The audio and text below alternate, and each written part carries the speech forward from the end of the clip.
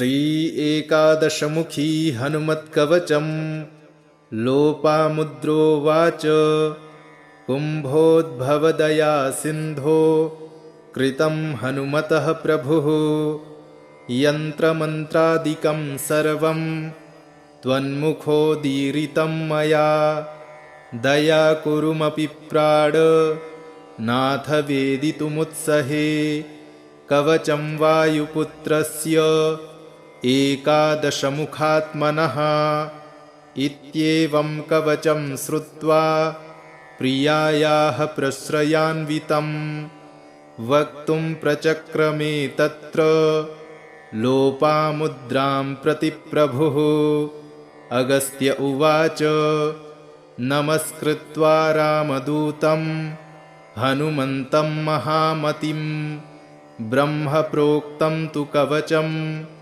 शृणु सुन्दरि सादरात् सनन्दनाय च महच्चतुराननभाषितं कवचं कामदं दिव्यं रक्षः कुलनिबर्हणं सर्वसम्पत्प्रदं पुण्यं मत्यनां मधुरस्वरे विनियोगः।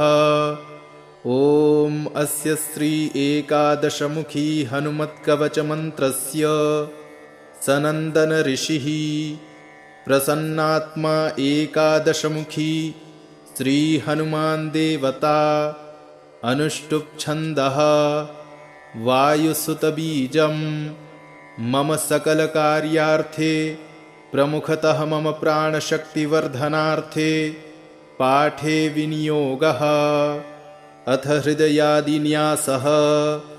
ॐ स्फीं हृदयाय नमः। ॐ स्फीं शिरसे स्वाहा। ॐ स्फीं शिखायै वषट्। ॐ स्फीं कवचाय हुम्।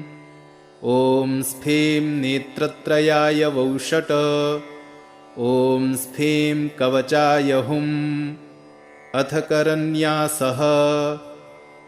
ॐ स्फीं बीजशक्तिधृक्पातु शिरो मे पवनात्मजा अङ्गुष्ठाभ्यां नमः।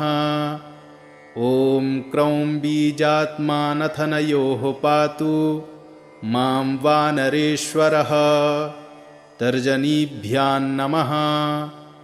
ॐ क्षं बीजरूपकर्णो मे सीताशोकविनाशनः मध्यमाभ्यां नमः।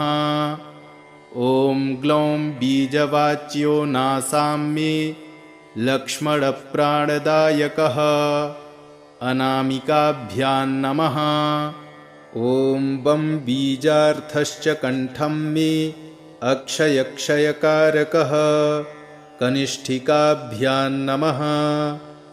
ॐ रामबीजवाच्यो हृदयं पातु मे कपिनायकः करतलकरपृष्ठाभ्यां नमः। अथ कवचम्। ॐ वं बीजकीर्तितः पातु बाहु मे चाञ्जनीसुतः।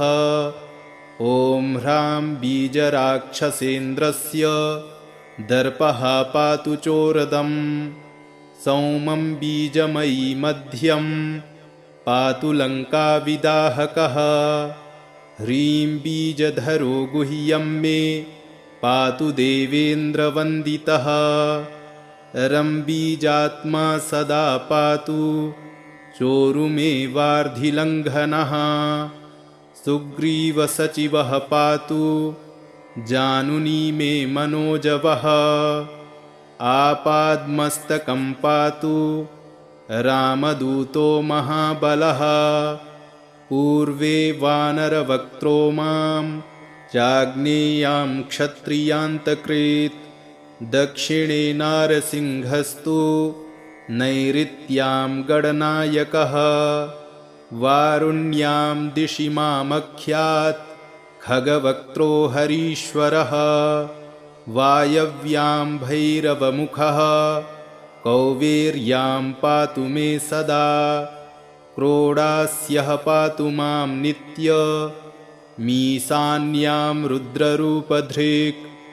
रामस्तु पातु मां नित्यं सौम्यरूपी महाभुजः एकादशमुखस्यैतद् दिव्यं वै कीर्तितं मया रक्षोघ्नं कामदं सौम्यं सर्वसम्पद्विधायकं पुत्रदं धनदं चौयं शत्रुसम्पत्तिमर्दनं स्वर्गापवर्गदं दिव्यं चिन्तितार्थप्रदं शुभम् एतत् कवचमज्ञात्वा मन्त्रसिद्धिर्न जायते 40 सहस्राणि पठेच्छुद्धात्मना नरः एकवारं पठेन्नित्यं कवचं सिद्धिदं महत् द्विवारं वा त्रिवारं वा पठेदायुष्यमाप्नुयात् क्रमादेकादशादेव मा वर्तनकृतात् सुधीः वर्षान्ते दर्शनं साक्षाल्लभते नात्र संशयः यं यं चिन्तयते कामं तं तं प्राप्नोति पूरुषः ब्रह्मोदीप्तिमेताद्धि तवाग्रे कथितं महत् इत्येवमुक्त्वा कवचं महर्षिस्तूष्णीव भुवेन्दुमुखी निरीक्ष्य संहृष्टचितापि तदा तदीय पादौ ननामातिमुदा स्वभर्तुः लोपामुद्रोवाच कुम्भोद्भवदया सिन्धो कृतं हनुमतः प्रभुः यन्त्रमन्त्रादिकं सर्वं त्वन्मुखोदीरितं मया दया कुरुमपि प्राण नाथ वेदितुमुत्सहे कवचं वायुपुत्रस्य एकादशमुखात्मनः इत्येवं कवचं श्रुत्वा प्रियायाः प्रश्रयान्वितं वक्तुं प्रचक्रमे तत्र लोपामुद्रां प्रति प्रभुः अगस्त्य उवाच नमस्कृत्वा रामदूतं हनुमन्तं महामतिं ब्रह्मप्रोक्तं तु कवचं शृणु सुन्दरि सादरात् सनन्दनाय च महच्चतुराननभाषितं कवचं कामदं दिव्यं रक्षः कुलनिबर्हणं सर्वसम्पत्प्रदं पुण्यं मत्यनां मधुरस्वरे विनियोगः ॐ अस्य श्री एकादशमुखी हनुमत्कवचमन्त्रस्य सनन्दन ऋषिः प्रसन्नात्मा एकादशमुखी श्रीहनुमान् देवता अनुष्टुप्छन्दः वायुसुतबीजं मम सकलकार्यार्थे प्रमुखतः मम प्राणशक्तिवर्धनार्थे पाठे विनियोगः अथ हृदयादिन्यासः ॐ स्फें हृदयाय नमः ॐ स्फें शिरसे स्वाहा ॐ स्फें शिखायै वषट् ॐ स्फें कवचाय हुं ॐ स्फें नेत्रत्रयाय वौषट् ॐ स्फें कवचाय हुं अथ करन्यासः ॐ स्फें बीजशक्तिधृक्पातु शिरो मे पवनात्मजा अङ्गुष्ठाभ्यां नमः ॐ क्रौं बीजात्मानथनयोः पातु मां वानरेश्वरः तर्जनीभ्यां नमः ॐ क्षं बीजरूपकर्णो मे सीताशोकविनाशनः मध्यमाभ्यां नमः ॐ ग्लौं बीजवाच्यो नासां मे लक्ष्मणप्राणदायकः अनामिकाभ्यां नमः ॐ बं बीजार्थश्च कण्ठं मे अक्षयक्षयकारकः कनिष्ठिकाभ्यां नमः ॐ रामबीजवाच्यो हृदयं पातु मे कपिनायकः। करतलकरपृष्ठाभ्यां नमः। अथ कवचम्। ॐ वं बीजकीर्तितः पातु बाहु मे चाञ्जनीसुतः। ॐ ह्रां बीजराक्षसेन्द्रस्य दर्पः पातु चोरदम्। सौमं बीजमयी मध्यं पातु लङ्काविदाहकः। ह्रीं बीजधरो गुह्यं मे पातु देवेन्द्रवन्दितः। रं बीजात्मा सदा पातु चोरुमे वार्धिलङ्घनः। सुग्रीवसचिवः पातु जानुनी मे मनोजवः। आपाद्मस्तकं पातु रामदूतो महाबलः। पूर्वे वानरवक्त्रो मां चाग्नेयां क्षत्रियान्तकृत्। दक्षिणे नारसिंहस्तु नैऋत्यां गडनायकः। वारुण्यां दिशि मामख्यात् खगवक्त्रो हरीश्वरः। वायव्यां भैरवमुखः कौवेर्यां पातु मे सदा। क्रोडास्यः पातु मां नित्यमीशान्यां रुद्ररूपधृक्। रामस्तु पातु मां नित्यं सौम्यरूपी महाभुजः। एकादशमुखस्यैतद् दिव्यं वै कीर्तितं मया। रक्षोघ्नं कामदं सौम्यं सर्वसम्पद्विधायकम्। पुत्रदं धनदं चौयं शत्रुसम्पत्तिमर्दनम्। स्वर्गापवर्गदं दिव्यं चिन्तितार्थप्रदं शुभम्। एतत्कवचमज्ञात्वा मन्त्रसिद्धिर्न जायते। 40 पठेच्छुद्धात्मना नरः। एकवारं पठेन्नित्यं कवचं सिद्धिदं महत्। द्विवारं वा त्रिवारं वा पठेदायुष्यमाप्नुयात्। क्रमादेकादशादेव मावर्तनकृतात् सुधीः। वर्षान्ते दर्शनं साक्षाल्लभते नात्र संशयः। यं यं चिन्तयते कामं तं तं प्राप्नोति पूरुषः। ब्रह्मोदीप्तिमेताद्धि तवाग्रे कथितं महत्। इत्येवमुक्त्वा कवचं महर्षिस्तूष्णीव भूवेन्दुमुखी निरीक्ष्य। संहृष्टचितापि तदा तदीय पादौ ननामातिमुदा स्वभर्तुः।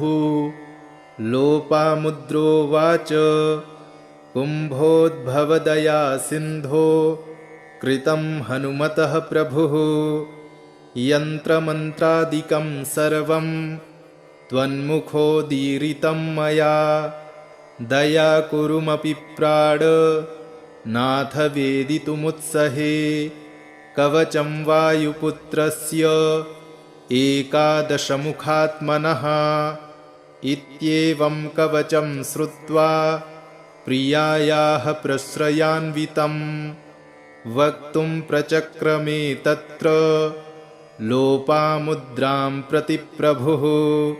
अगस्त्य उवाच नमस्कृत्वा रामदूतं हनुमन्तं महामतिं। ब्रह्मप्रोक्तं तु कवचं शृणु सुन्दरि सादरात्। सनन्दनाय च महच्चतुराननभाषितं। कवचं कामदं दिव्यं रक्षः कुलनिबर्हणम्। सर्वसम्पत्प्रदं पुण्यं मत्यनां मधुरस्वरे विनियोगः। ॐ अस्य श्री एकादशमुखी हनुमत्कवचमन्त्रस्य सनन्दन ऋषिः प्रसन्नात्मा एकादशमुखी श्रीहनुमान् देवता। अनुष्टुप् छन्दः वायुसुतबीजं मम सकलकार्यार्थे प्रमुखतः मम प्राणशक्तिवर्धनार्थे पाठे विनियोगः। अथ हृदयादिन्यासः। ॐ स्फीं हृदयाय नमः। ॐ स्फीं शिरसे स्वाहा। ॐ स्फीं शिखायै वषट्। ॐ स्फीं कवचाय हुम्। ॐ स्फीं नेत्रत्रयाय वौषट्। ॐ स्फीं कवचाय हुम्। अथ करन्यासः। ॐ स्फीं बीजशक्तिधृक्पातु शिरो मे पवनात्मजा। अङ्गुष्ठाभ्यां नमः। ॐ क्रौं बीजात्मानथनयोः पातु मां वानरेश्वरः। तर्जनीभ्यां नमः। ॐ क्षं बीजरूपकर्णो मे सीताशोकविनाशनः। मध्यमाभ्यां नमः। ॐ ग्लौं बीजवाच्यो नासां मे लक्ष्मणप्राणदायकः। अनामिकाभ्यां नमः। ॐ बं बीजार्थश्च कण्ठं मे अक्षयक्षयकारकः। कनिष्ठिकाभ्यां नमः। ॐ रामबीजवाच्यो हृदयं पातु मे कपिनायकः। करतलकरपृष्ठाभ्यां नमः। अथ कवचम्। ॐ वं बीजकीर्तितः पातु बाहु मे चाञ्जनीसुतः। ॐ ह्रां बीजराक्षसेन्द्रस्य दर्पः पातु चोरदम्। सौमं बीजमयी मध्यं पातु लङ्काविदाहकः। ह्रीं बीजधरो गुह्यं मे पातु देवेन्द्रवन्दितः। रं बीजात्मा सदा पातु चोरुमेवार्धिलङ्घनः। सुग्रीवसचिवः पातु जानुनी मे मनोजवः। आपाद्मस्तकं पातु रामदूतो महाबलः। पूर्वे वानरवक्त्रो मां चाग्नेयां क्षत्रियान्तकृत्। दक्षिणे नारसिंहस्तु नैऋत्यां गणनायकः। वारुण्यां दिशि मामख्यात् खगवक्त्रो हरीश्वरः। वायव्यां भैरवमुखः कौवेर्यां पातु मे सदा। क्रोडास्यः पातु मां नित्यमीशान्यां रुद्ररूपधृक्। रामस्तु पातु मां नित्यं सौम्यरूपी महाभुजः। एकादशमुखस्यैतद् दिव्यं वै कीर्तितं मया। रक्षोघ्नं कामदं सौम्यं सर्वसम्पद्विधायकम्। पुत्रदं धनदं चौयं शत्रुसम्पत्तिमर्दनम्। स्वर्गापवर्गदं दिव्यं चिन्तितार्थप्रदं शुभम्। एतत्कवचमज्ञात्वा मन्त्रसिद्धिर्न जायते। 40 पठेच्छुद्धात्मना नरः। एकवारं पठेन्नित्यं कवचं सिद्धिदं महत्। द्विवारं वा त्रिवारं वा पठेदायुष्यमाप्नुयात्। क्रमादेकादशादेव मावर्तनकृतात् सुधीः। वर्षान्ते दर्शनं साक्षाल्लभते नात्र संशयः। यं यं चिन्तयते कामं तं तं प्राप्नोति पूरुषः। ब्रह्मोदीप्तिमेताद्धि तवाग्रे कथितं महत्। इत्येवमुक्त्वा कवचं महर्षिस्तूष्णीवभूवेन्दुमुखी निरीक्ष्य। संहृष्टचितापि तदा तदीय पादौ ननामातिमुदा स्वभर्तुः। लोपामुद्रोवाच कुम्भोद्भवदया सिन्धो कृतं हनुमतः प्रभुः यन्त्रमन्त्रादिकं सर्वं त्वन्मुखोदीरितं मया दया कुरुमपि प्राण नाथ वेदितुमुत्सहे कवचं वायुपुत्रस्य एकादशमुखात्मनः इत्येवं कवचं श्रुत्वा प्रियायाः प्रश्रयान्वितं वक्तुं प्रचक्रमे तत्र लोपामुद्रां प्रति प्रभुः अगस्त्य उवाच नमस्कृत्वा रामदूतं हनुमन्तं महामतिं ब्रह्मप्रोक्तं तु कवचं शृणु सुन्दरि सादरात् सनन्दनाय च महच्चतुराननभाषितं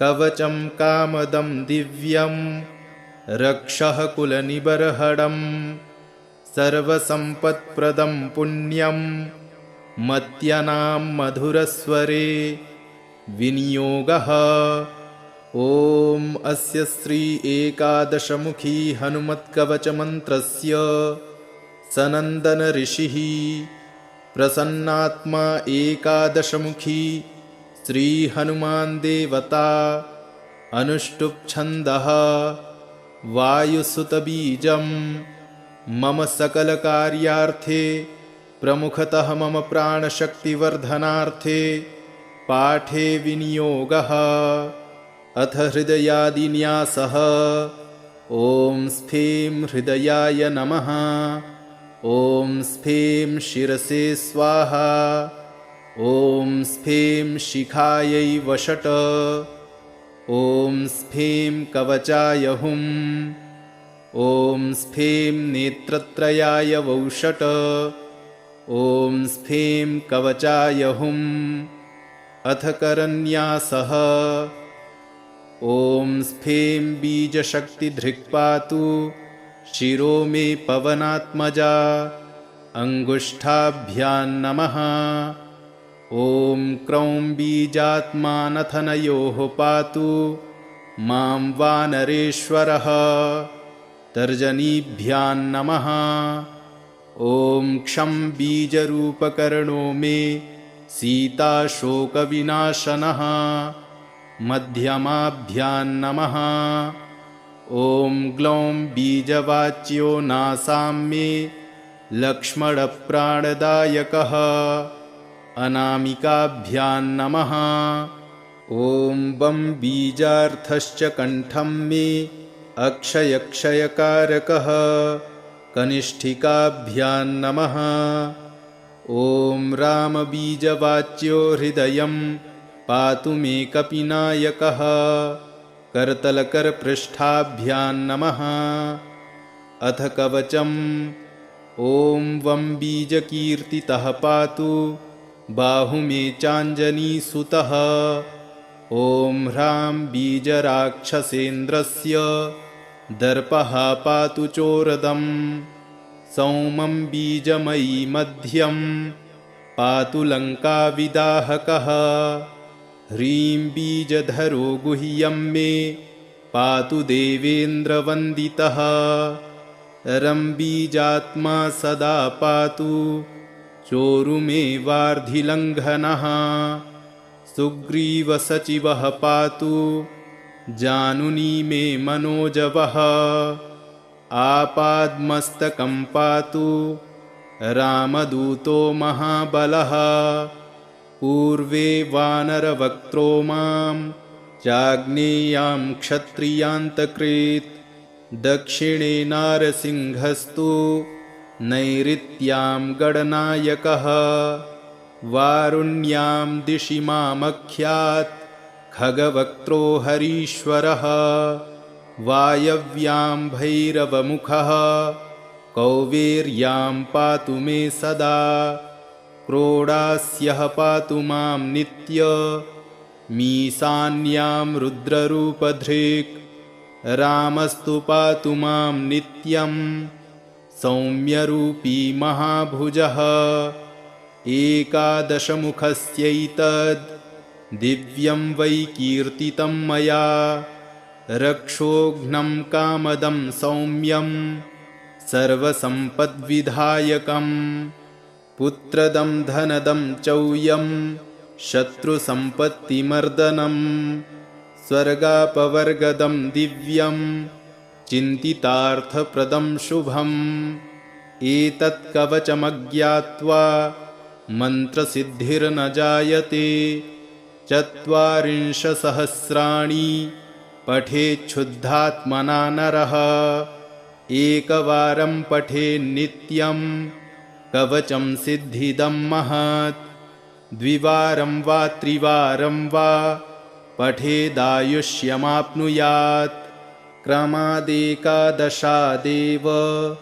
मा वर्तनकृतात् सुधीः वर्षान्ते दर्शनं साक्षाल्लभते नात्र संशयः यं यं चिन्तयते कामं तं तं प्राप्नोति पूरुषः ब्रह्मोदीप्तिमेताद्धि तवाग्रे कथितं महत् इत्येवमुक्त्वा कवचं महर्षिस्तूष्णीव भूवेन्दुमुखी निरीक्ष्य संहृष्टचितापि तदा तदीय पादौ ननामातिमुदा स्वभर्तुः लोपामुद्रोवाच कुम्भोद्भवदया सिन्धो कृतं हनुमतः प्रभुः यन्त्रमन्त्रादिकं सर्वं त्वन्मुखोदीरितं मया दया कुरुमपि प्राण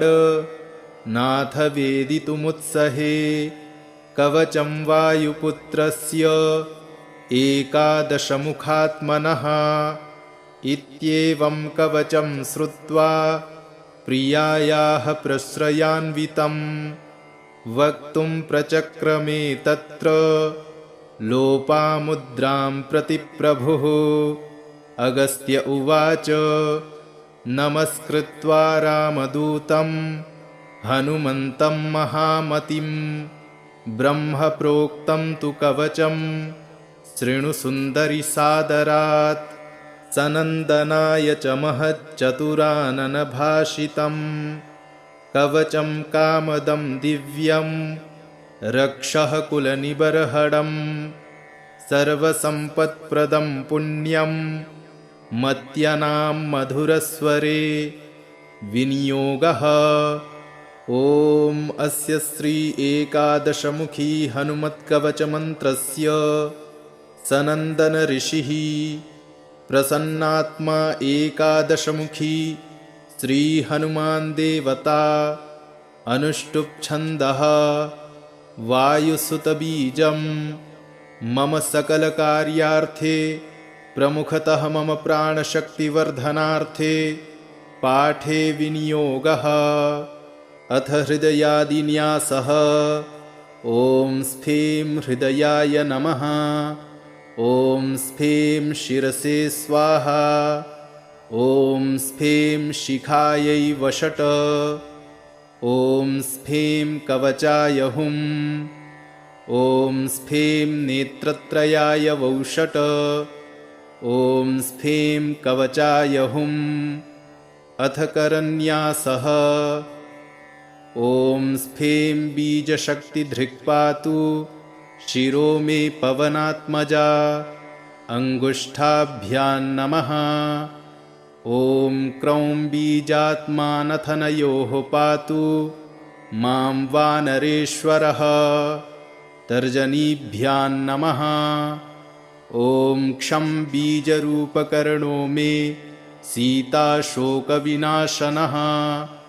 मध्यमाभ्यां नमः ॐ ग्लौं बीजवाच्यो नासां मे लक्ष्मणप्राणदायकः अनामिकाभ्यां नमः ॐ बं बीजार्थश्च कण्ठं मे अक्षयक्षयकारकः कनिष्ठिकाभ्यां नमः ॐ रामबीजवाच्यो हृदयं पातु मे कपिनायकः करतलकरपृष्ठाभ्यां नमः अथ कवचं ॐ वं बीजकीर्तितः पातु बाहु मे चाञ्जनीसुतः।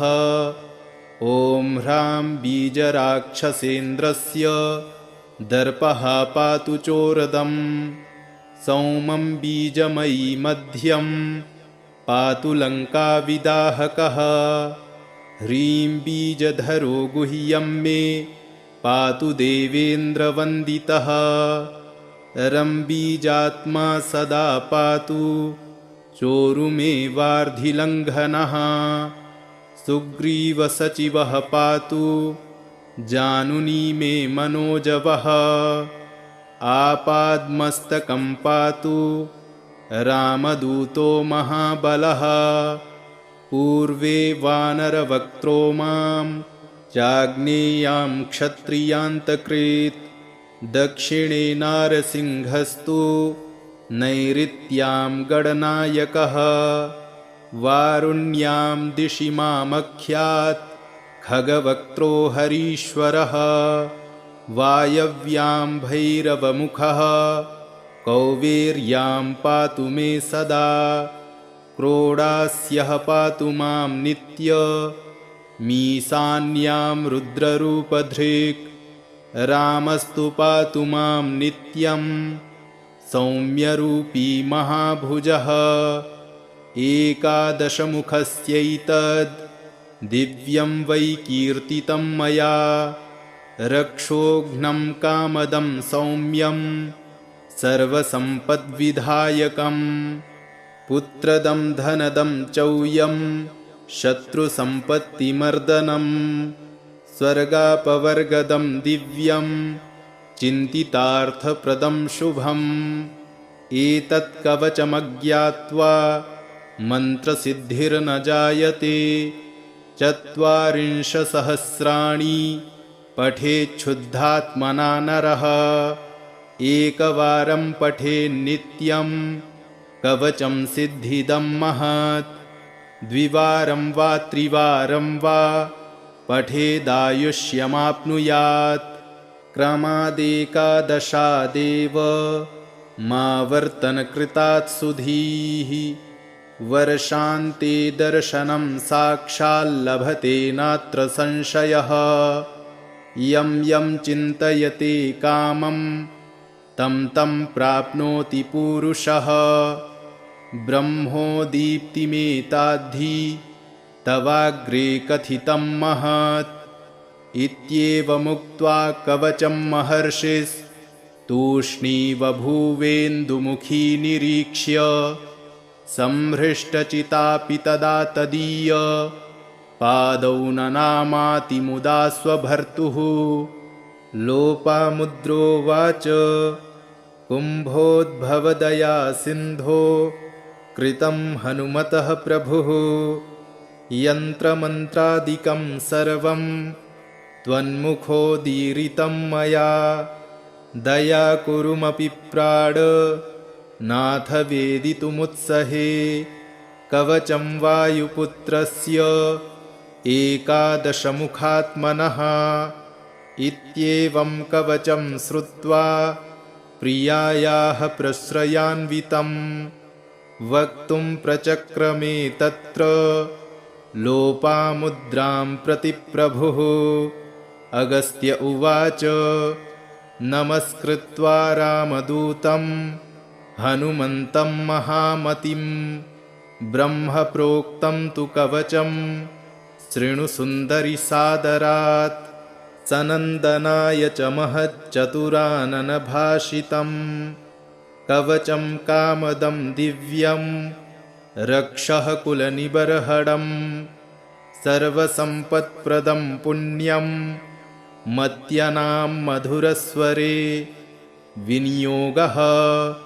ॐ अस्य श्री एकादशमुखी हनुमत्कवचमन्त्रस्य सनन्दन ऋषिः प्रसन्नात्मा एकादशमुखी श्री हनुमान् देवता। अनुष्टुप् छन्दः वायुसुतबीजं मम सकलकार्यार्थे प्रमुखतः मम प्राणशक्तिवर्धनार्थे पाठे विनियोगः। अथ हृदयादिन्यासः। ॐ स्फीं हृदयाय नमः। ॐ स्फीं शिरसे स्वाहा। ॐ स्फीं शिखायै वषट्। ॐ स्फीं कवचाय हुम्। ॐ स्फीं नेत्रत्रयाय वौषट्। ॐ स्फीं कवचाय हुम्। अथ करन्यासः। ॐ स्फीं बीजशक्तिधृक्पातु शिरो मे पवनात्मजा। अङ्गुष्ठाभ्यां नमः। ॐ क्रौं बीजात्मानथनयोः पातु मां वानरेश्वरः। तर्जनीभ्यां नमः। ॐ क्षं बीजरूपकर्णो मे सीताशोकविनाशनः। मध्यमाभ्यां नमः। ॐ ग्लौं बीजवाच्यो नासां मे लक्ष्मणप्राणदायकः। अनामिकाभ्यां नमः। ॐ बं बीजार्थश्च कण्ठं मे अक्षयक्षयकारकः। कनिष्ठिकाभ्यां नमः। ॐ रामबीजवाच्यो हृदयं पातु मे कपिनायकः। करतलकरपृष्ठाभ्यां नमः। अथ कवचम्। ॐ वं बीजकीर्तितः पातु बाहु मे चाञ्जनीसुतः। ॐ ह्रां बीजराक्षसेन्द्रस्य दर्पः पातु चोरदम्। सौमं बीजमयी मध्यं पातु लङ्काविदाहकः। ह्रीं बीजधरो गुह्यं मे पातु देवेन्द्रवन्दितः। रं बीजात्मा सदा पातु चोरुमे वार्धिलङ्घनः। सुग्रीवसचिवः पातु जानुनी मे मनोजवः। आपाद्मस्तकं पातु रामदूतो महाबलः। पूर्वे वानरवक्त्रो मां चाग्नेयां क्षत्रियान्तकृत्। दक्षिणे नारसिंहस्तु नैऋत्यां गणनायकः। वारुण्यां दिशि मामख्यात् खगवक्त्रो हरीश्वरः। वायव्यां भैरवमुखः कौवेर्यां पातु मे सदा। क्रोडास्यः पातु मां नित्यमीशान्यां रुद्ररूपधृक्। रामस्तु पातु मां नित्यं सौम्यरूपी महाभुजः। एकादशमुखस्यैतद् दिव्यं वै कीर्तितं मया। रक्षोघ्नं कामदं सौम्यं सर्वसम्पद्विधायकम्। पुत्रदं धनदं चौयं शत्रुसम्पत्तिमर्दनम्। स्वर्गापवर्गदं दिव्यं चिन्तितार्थप्रदं शुभम्। एतत्कवचमज्ञात्वा मन्त्रसिद्धिर्न जायते। 40 पठेच्छुद्धात्मना नरः।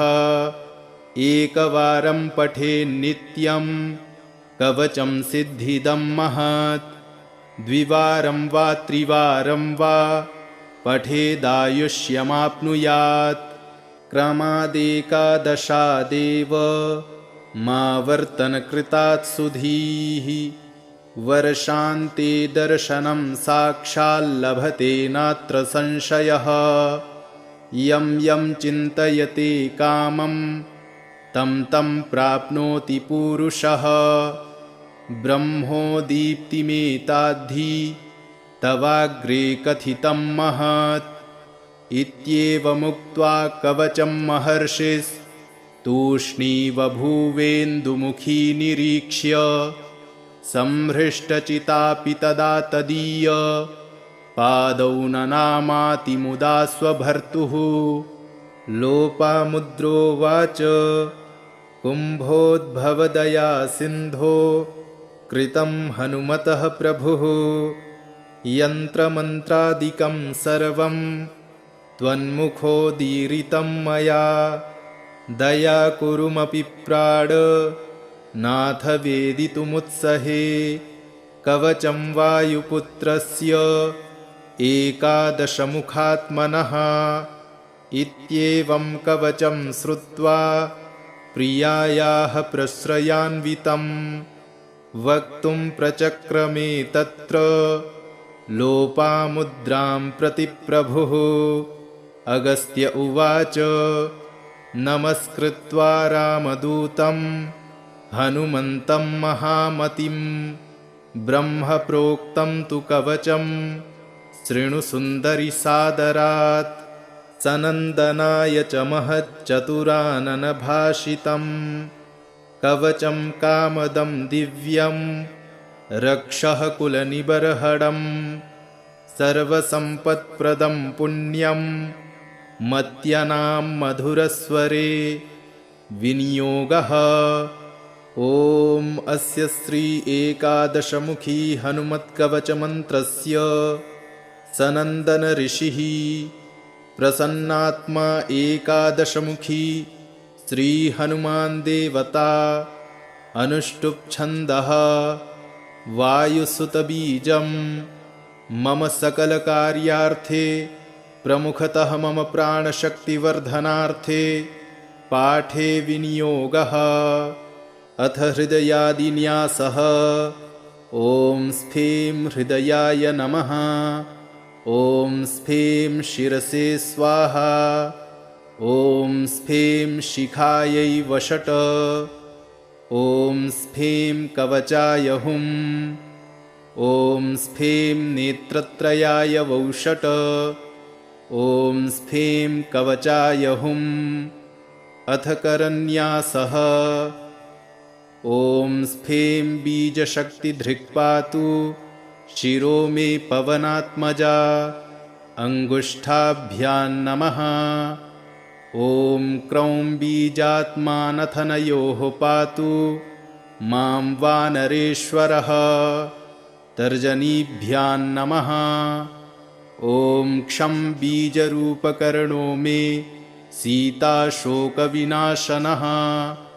मध्यमाभ्यां नमः ॐ ग्लौं बीजवाच्यो नासां मे लक्ष्मणप्राणदायकः अनामिकाभ्यां नमः ॐ बं बीजार्थश्च कण्ठं मे अक्षयक्षयकारकः कनिष्ठिकाभ्यां नमः ॐ रामबीजवाच्यो हृदयं पातु मे कपिनायकः करतलकरपृष्ठाभ्यां नमः अथ कवचम् ॐ वं बीजकीर्तितः पातु बाहु मे चाञ्जनीसुतः ॐ ह्रां बीजराक्षसेन्द्रस्य दर्पः पातु चोरदं सौमं बीजमयी मध्यं पातु लङ्काविदाहकः ह्रीं बीजधरो गुह्यं मे पातु देवेन्द्रवन्दितः रं बीजात्मा सदा पातु चोरुमे वार्धिलङ्घनः सुग्रीवसचिवः पातु जानुनी मे मनोजवः आपाद्मस्तकं पातु रामदूतो महाबलः पूर्वे वानरवक्त्रो मां चाग्नेयां क्षत्रियान्तकृत् दक्षिणे नारसिंहस्तु नैऋत्यां गणनायकः वारुण्यां दिशि मामख्यात् खगवक्त्रो हरीश्वरः वायव्यां भैरवमुखः कौवेर्यां पातु मे सदा क्रोडास्यः पातु मां नित्यमीशान्यां रुद्ररूपधृक् रामस्तु पातु मां नित्यं सौम्यरूपी महाभुजः एकादशमुखस्यैतद् दिव्यं वै कीर्तितं मया रक्षोघ्नं कामदं सौम्यं सर्वसम्पद्विधायकं पुत्रदं धनदं चौयं शत्रुसम्पत्तिमर्दनं स्वर्गापवर्गदं दिव्यं चिन्तितार्थप्रदं शुभम् एतत् कवचमज्ञात्वा मन्त्रसिद्धिर्न जायते 40 पठेच्छुद्धात्मना नरः एकवारं पठेन्नित्यं कवचं सिद्धिदं महत् द्विवारं वा त्रिवारं वा पठेदायुष्यमाप्नुयात् क्रमादेकादशादेव मावर्तनकृतात् सुधीः वर्षान्ते दर्शनं साक्षाल्लभते नात्र संशयः यं यं चिन्तयते कामं तं तं प्राप्नोति पूरुषः ब्रह्मोदीप्तिमेताद्धि तवाग्रे कथितं महत् इत्येवमुक्त्वा कवचं महर्षिस्तूष्णीवभूवेन्दुमुखी निरीक्ष्य संहृष्टचितापि तदा तदीय पादौ ननामातिमुदा स्वभर्तुः लोपामुद्रोवाच कुम्भोद्भवदया सिन्धो कृतं हनुमतः प्रभुः यन्त्रमन्त्रादिकं सर्वं त्वन्मुखोदीरितं मया दया कुरुमपि प्राण नाथ वेदितुमुत्सहे कवचं वायुपुत्रस्य 11मुखात्मनः इत्येवं कवचं श्रुत्वा प्रियायाः प्रश्रयान्वितं वक्तुं प्रचक्रमे तत्र लोपामुद्रां प्रति प्रभुः अगस्त्य उवाच नमस्कृत्वा रामदूतं हनुमन्तं महामतिं ब्रह्मप्रोक्तं तु कवचं शृणु सुन्दरि सादरात् सनन्दनाय च महच्चतुराननभाषितं कवचं कामदं दिव्यं रक्षः कुलनिबर्हणं सर्वसम्पत्प्रदं पुण्यं मत्यनां मधुरस्वरे विनियोगः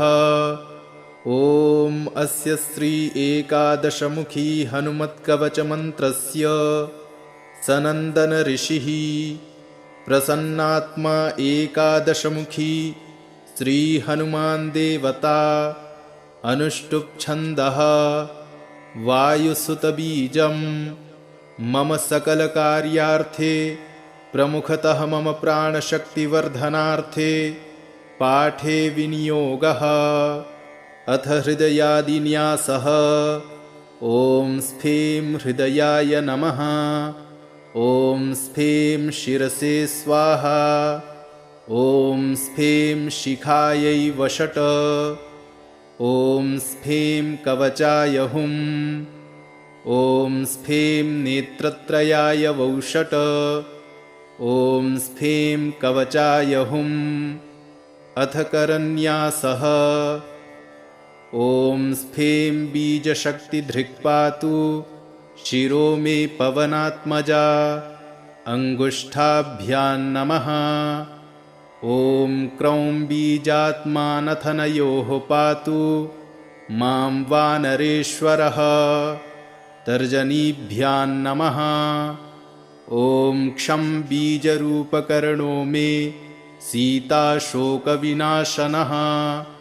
मध्यमाभ्यां नमः ॐ ग्लौं बीजवाच्यो नासां मे लक्ष्मणप्राणदायकः अनामिकाभ्यां नमः ॐ बं बीजार्थश्च कण्ठं मे अक्षयक्षयकारकः कनिष्ठिकाभ्यां नमः ॐ रामबीजवाच्यो हृदयं पातु मे कपिनायकः करतलकरपृष्ठाभ्यां नमः अथ कवचम् ॐ वं बीजकीर्तितः पातु बाहु मे चाञ्जनीसुतः ॐ ह्रां बीजराक्षसेन्द्रस्य दर्पः पातु चोरदं सौमं बीजमयी मध्यं पातु लङ्काविदाहकः ह्रीं बीजधरो गुह्यं मे पातु देवेन्द्रवन्दितः रं बीजात्मा सदा पातु चोरुमेवार्धिलङ्घनः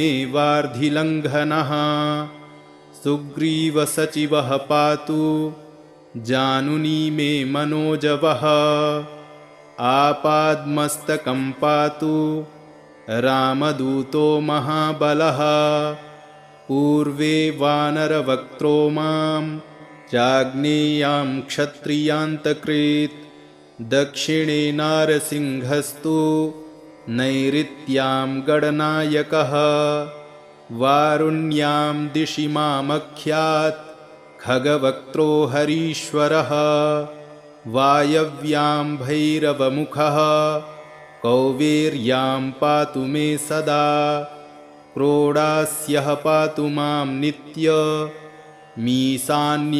रुद्ररूपधृक् रामस्तु पातु मां नित्यं सौम्यरूपी महाभुजः एकादशमुखस्यैतद् दिव्यं वै कीर्तितं मया रक्षोघ्नं कामदं सौम्यं सर्वसम्पद्विधायकं पुत्रदं धनदं चौयं शत्रुसम्पत्तिमर्दनं स्वर्गापवर्गदं दिव्यं चिन्तितार्थप्रदं शुभम् एतत् कवचमज्ञात्वा मन्त्रसिद्धिर्न जायते 40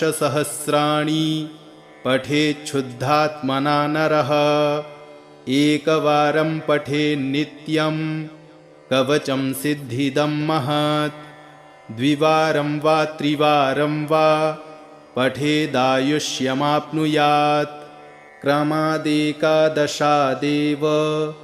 मावर्तनकृतात् सुधीः वर्षान्ते दर्शनं साक्षाल्लभते नात्र संशयः यं यं चिन्तयते कामं तं तं प्राप्नोति पूरुषः ब्रह्मोदीप्तिमेताद्धि तवाग्रे कथितं महत् इत्येवमुक्त्वा कवचं महर्षिस्तूष्णीव भूवेन्दुमुखी निरीक्ष्य संहृष्टचितापि तदा तदीय पादौ ननामातिमुदा स्वभर्तुः इति श्री एकादशमुखी श्रीहनुमत्कवचं सम्पूर्णम्।